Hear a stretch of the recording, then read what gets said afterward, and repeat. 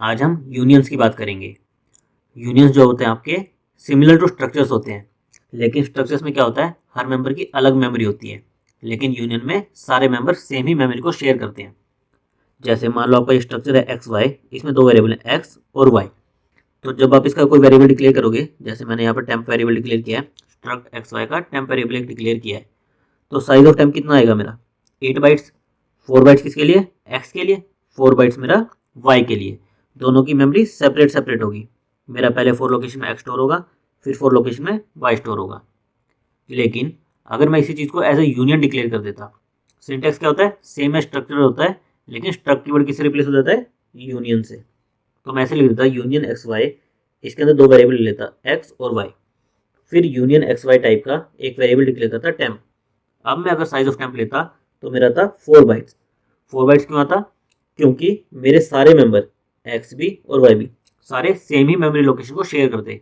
Basically क्या होता, जो भी मेरा इसके अंदर सबसे लार्जेस्ट नंबर होता, लार्जेस्ट नंबर जैसे कि अभी इंट का साइज कितना था 4 बाइट्स, तो दोनों ही इंट है, तो लार्जेस्ट नंबर कौन हुआ 4 बाइट्स का इंटीजर, तो मेरी 4 बाइट्स की मेमोरी अलोकेट हो जाएगी। तो मैं इसमें जो भी राइट करूंगा, अगर मैं एक्स को एक्सेस करूंगा तो भी सेम एक्सेस होगी, वाई को एक्सेस करूंगा तो भी सेम एक्सेस होगी। मान लीजिए यहाँ पर मेरा एक करेक्टर होता और एक इंटीजर होता। करेक्टर की मेमोरी कितनी होती है 1 बाइट, इंटीजर की 4 बाइट्स, तो मेरी मेमोरी लोकेशन लोकेट थी 4 बाइट्स की। जो भी मेरा लार्जेस्ट मेंबर होगा उतनी मेरी मेमोरी लोकेट होगी, और सारे मेंबर इसी सेम मेमोरी लोकेशन पर ही स्टोर होंगे। क्योंकि सारे मेंबर सेम ही मेमोरी शेयर करते हैं, तो अगर मैं किसी को भी मॉडिफाई करूंगा, जैसे मान लो मैं temp dot X equal to 4 लिखता हूँ, तो मेरा वाई भी मॉडिफाई हो जाएगा। तो मैं जब टेम्प डॉट वाई करूंगा तो वो भी मेरा कितना आएगा 4। इसी तरह अगर मैं टेम्प डॉट वाई वाई को मॉडिफाई करूंगा तो मेरा एक्स भी इफेक्ट हो जाएगा।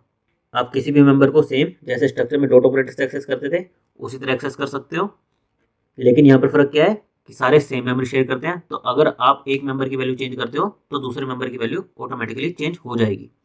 और हम डिफरेंट वैल्यू डिफरेंट मेंबर्स को असाइन नहीं कर सकते सेम टाइम पर, क्योंकि हमारे पास मेमोरी तो एक ही है ना, उसमें जो भी राइट करेंगे वही सारे मेंबर्स में राइट हो जाएगी।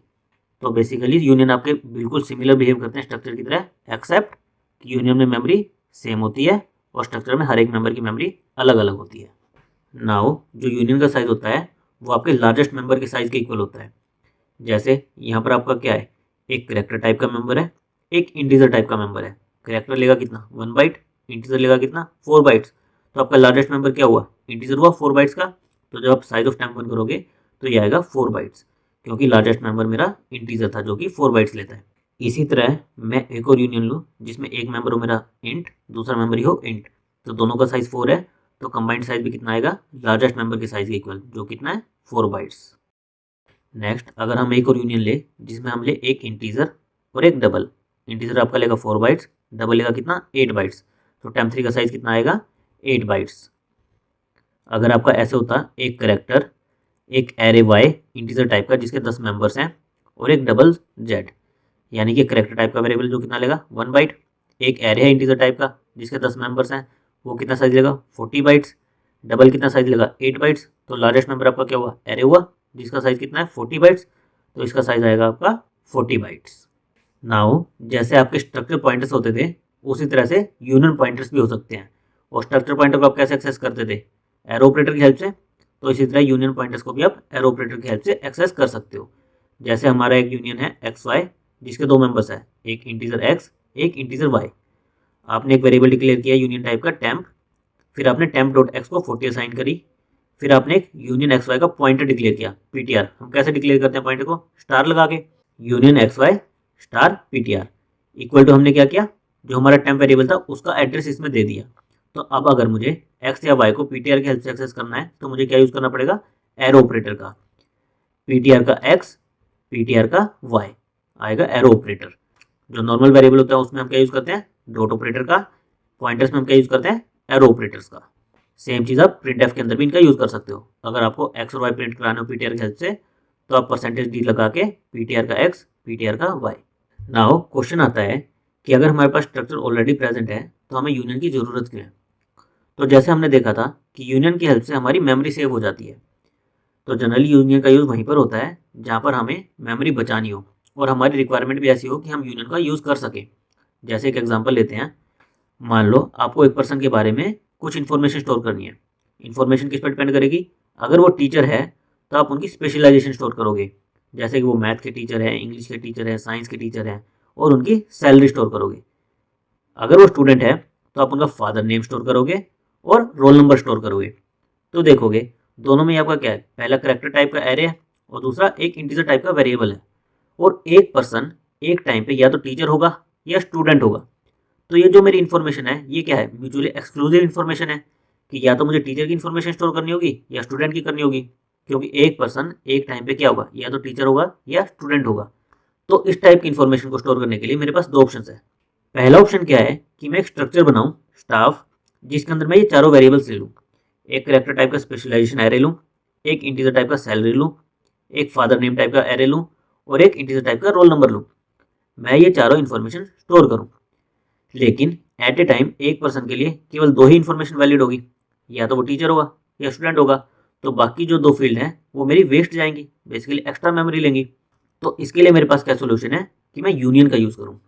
यूनियन में मैं क्या करूँ, एक स्ट्रक्चर ले लूँ टीचर का, एक स्ट्रक्चर ले लूँ स्टूडेंट का। मेरे पास एक सिंगल मेमोरी एलोकेट होगी, कितने साइज की, 20 + 4, 24 बाइट्स की सिंगल मेमोरी यूज़ होगी। तो जो भी मैं इसमें स्टोर करूँगा वही मेरा टीचर में स्टोर होगा, वही मेरा स्टूडेंट में स्टोर होगा। सेम ही चीज़ टीचर और स्टूडेंट दोनों में स्टोर होगी। पर मुझे पता है कि वो पर्सन जो है वो टीचर है या स्टूडेंट है, तो मैं उसके अकॉर्डिंग उस इन्फॉर्मेशन को जब एक्सेस करना होगा, मैं या तो टीचर को एक्सेस कर लूँगा या स्टूडेंट को एक्सेस कर लूँगा।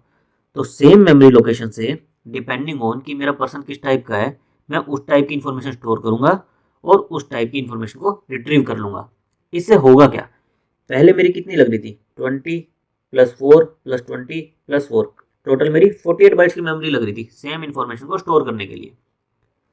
अब मेरी यूनियन से क्या होगा, जो भी मेरा बिगेस्ट मेंबर होगा, बिगेस्ट मेंबर मेरा क्या होगा, आइदर टीचर होगा या स्ट्रक्चर स्टूडेंट होगा। और इसका साइज कितना है, 24, इसका साइज भी कितना है, 24। तो मेरा साइज कितना होगा इस यूनियन का, 24 बाइट्स। तो मेरी 24 बाइट्स की मेमोरी सेव हो जाएगी। तो जहाँ पर भी आपको मेमोरी बचानी हो और आपकी रिक्वायरमेंट इसको अलाउ करती हो, जैसे हमारे केस में हमें टीचर और स्टूडेंट की इन्फॉर्मेशन स्टोर करनी थी सिमिलर टाइप की, तो हमने यूनियन का यूज़ कर लिया।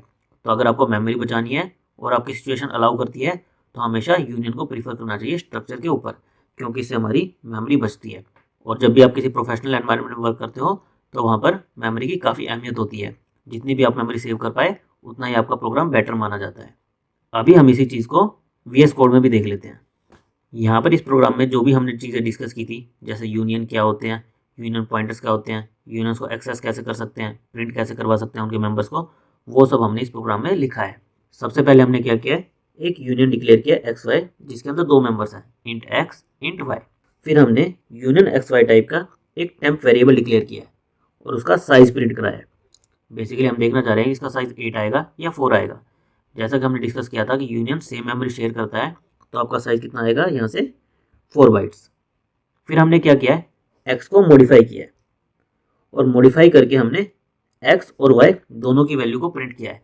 हम ये देखना चाह रहे हैं कि एक्स को अगर मैं मॉडिफाई करूं तो वाई भी मेरा मॉडिफाई हो जाएगा या नहीं होगा। इसी तरह उसके बाद हमने वाई को मॉडिफाई किया, तो जैसे ही वाई को मॉडिफाई किया तो हमारा एक्स भी मॉडिफाई हो जाएगा। इसी चीज़ को हमने प्रिंट किया है। पहले हम इतना रन करके देखते हैं, फिर हम यूनियन पॉइंटर वाला कोड डिस्कस करेंगे।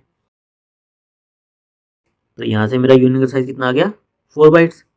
फिर मेरी आफ्टर टेम्प x = 4, ये जो हमने मॉडिफाई किया था ये प्रिंट हुआ, और इसके बाद x और y की वैल्यू प्रिंट की थी, ये कितनी आ गई, 4 और 4। फिर हमने temp.y को 10 किया था, ये हमारी स्टेटमेंट प्रिंट हुई और x और y दोनों की वैल्यू क्या प्रिंट हुई, 10। इसके बाद वाला जो पार्ट है वो हमारा यूनियन पॉइंटर्स है। तो यूनियन पॉइंटर्स का पहले हम कोड देख लेते हैं, फिर इसका आउटपुट देख लेंगे। यूनियन पॉइंटर के लिए हमने क्या किया, एक पॉइंटर लिया ptr यूनियन टाइप का, और उसमें जो हमने टेम्प वेरिएबल डिक्लेयर किया था उसका एड्रेस असाइन कर दिया। फिर हमने ptr के थ्रू x को मॉडिफाई किया, x को कितना कर दिया, 20। फिर हमने x और y दोनों की वैल्यू ptr के थ्रू प्रिंट कराई और फिर टेम्प के थ्रू प्रिंट कराई। तो हमारा आउटपुट क्या आया, पहले हमारी ये लाइन प्रिंट हुई, accessing via union pointer and union variable, ये लाइन प्रिंट हुई। फिर हमने वैल्यू क्या मॉडिफाई की थी, 20, तो मेरी पॉइंटर के थ्रू भी वही वैल्यू प्रिंट हुई और वही वैल्यू मेरे टेम्प वेरिएबल भी मॉडिफाई हो गई। नाउ हम साइज ऑफ यूनियन पर भी एक प्रोग्राम देख लेते हैं। यहाँ पर हमने क्या किया, एक XYZ यूनियन लिया है जिसके अंदर एक कैरेक्टर वेरिएबल लिया है, एक एरे लिया इंटीजर टाइप का जिसका साइज कितना है, 10, और एक डबल टाइप का वेरिएबल लिया है और हमने इसका साइज प्रिंट कराया है। हमने क्या डिस्कस किया था, साइज ऑफ यूनियन कितना होगा, जो भी आपका लार्जेस्ट मेंबर होगा। यहाँ पर लार्जेस्ट मेंबर क्या है, एरे, जिसका साइज कितना आएगा 10 × 4 40 बाइट्स। तो जब हम इसको रन करेंगे तो हमारा साइज आएगा 40 बाइट्स। रन करने पर हमारा साइज आ गया 40। आई होप कि आपको यूनियन के बेसिक्स क्लियर हो गए होंगे। नेक्स्ट वीडियो में हम और डीप डाइव करेंगे। बेसिकली हम यूनियन और स्ट्रक्चर को मिक्स करके देखेंगे। हम यूनियन के अंदर स्ट्रक्चर लेंगे और स्ट्रक्चर के अंदर यूनियन देखेंगे कि कैसे यूज़ कर सकते हैं। Thank you guys.